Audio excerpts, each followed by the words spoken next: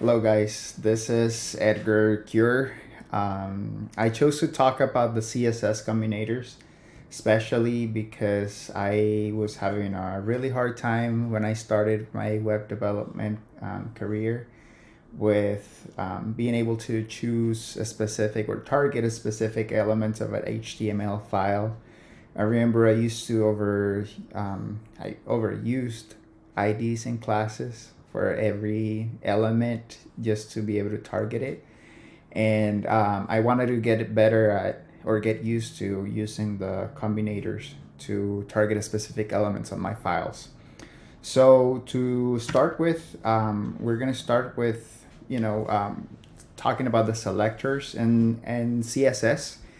As many of us know, the selectors are pretty much our H1s, H2s, H3s, P tags, UL elements or LI elements that we find on our HTML file. Sometimes these selectors can also be classes, IDs, or others. They are just there to allow us to identify specific elements that we want to target in our CSS file and allow us to edit the styles that we want to choose.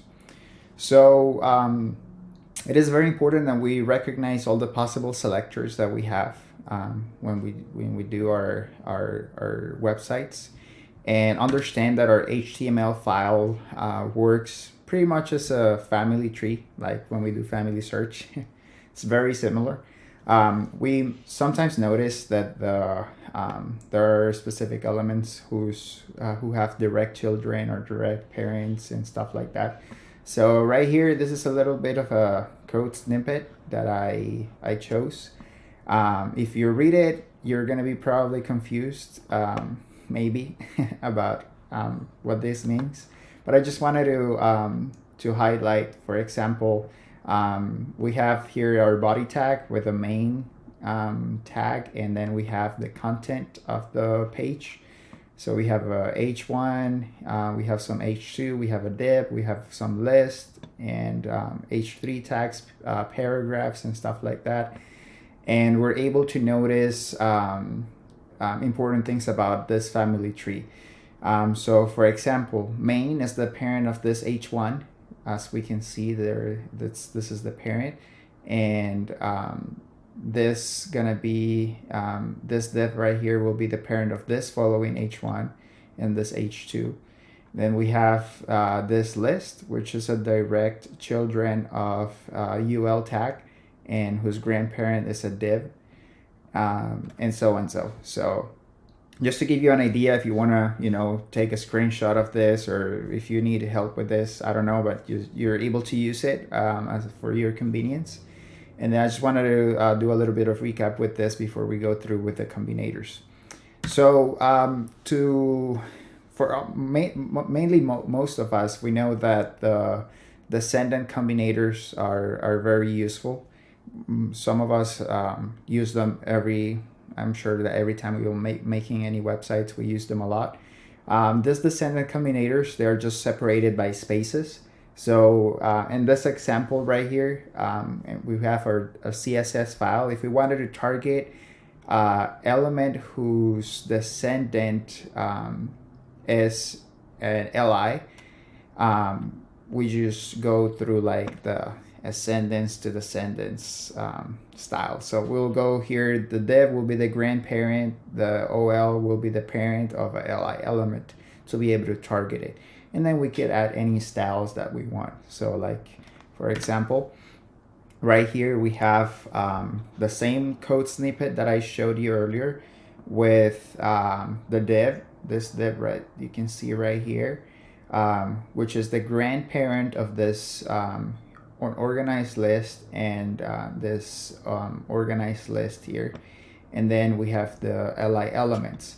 So if I wanted to target only these two LI elements, if I wanted to target all these LI elements that are right here, instead of targeting all of them, I will just do the descendant combinator, separating them by spaces, and specifically selecting the direct parent right before the actual element that I want to target, and it'll give me this result. So I could see here that the color of the list, it turns to blue.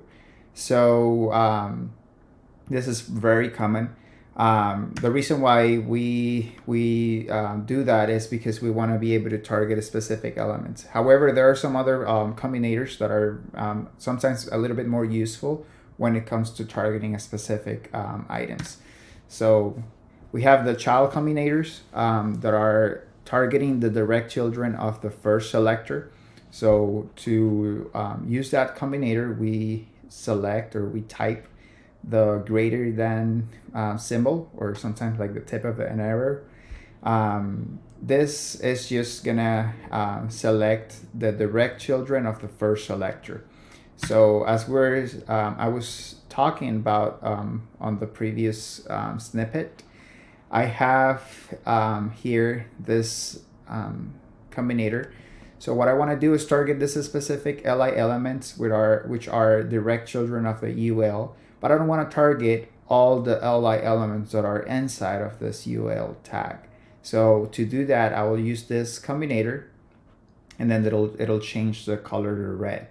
So on the opposite way, if I was doing the wrong way, or the way I used to do it before, is that I will do this ul space li as a descendant combinator, and this unfortunately will target all the li elements that are the descendant of the ul.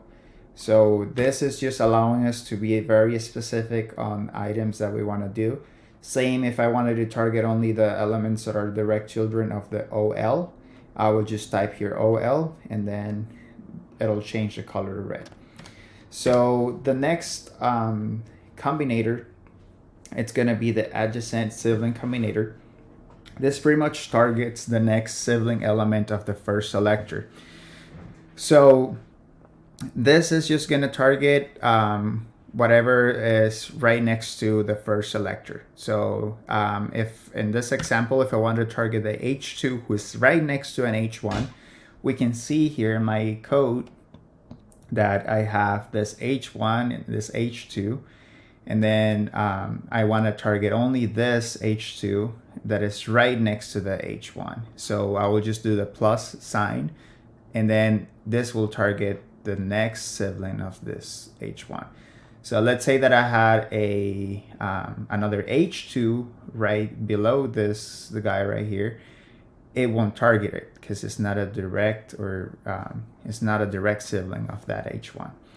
And the same if I wanted to target the li elements that have a direct sibling of an li. If we can see here, it'll target this second li element right here, and it'll turn it to red.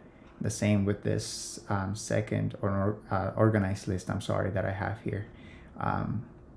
It'll target the second element because it's a direct sibling of a li.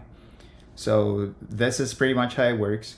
Then we have the general sibling combinator. This targets the sibling elements of the first selector, even if they're not directly adjacent. So what this means is that using this little curly thingy, we will be able to select a specific elements that are not necessarily the direct sibling, or they're not right next to each other.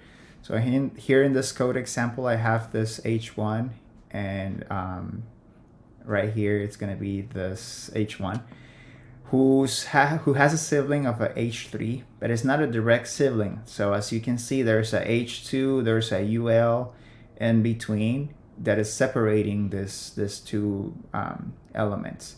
So I will use this symbol to target all the H3 elements that have a sibling of a H1 in my code. So for example, if I was targeting inside my main, if I had a H3 right here in this blank space, it'll also target this H3 because this will be a direct sibling of this, it will be a sibling of this H1, even though they're not direct siblings. So this is just an example of what it does. Then if we were doing the same but with a p tag, if I wanted to target all the paragraphs that are sibling of a H1, regardless if they are direct or not, we can see here inside this div, I have a H1 and then the sibling of a P, but there are a ton of things in between them. So in order for me to target them, I will just use this combinator and it'll come out to red. Same with the p tag that I have here inside main. Since it's outside the div, but it's still a sibling of a h1, this will be targeted as well.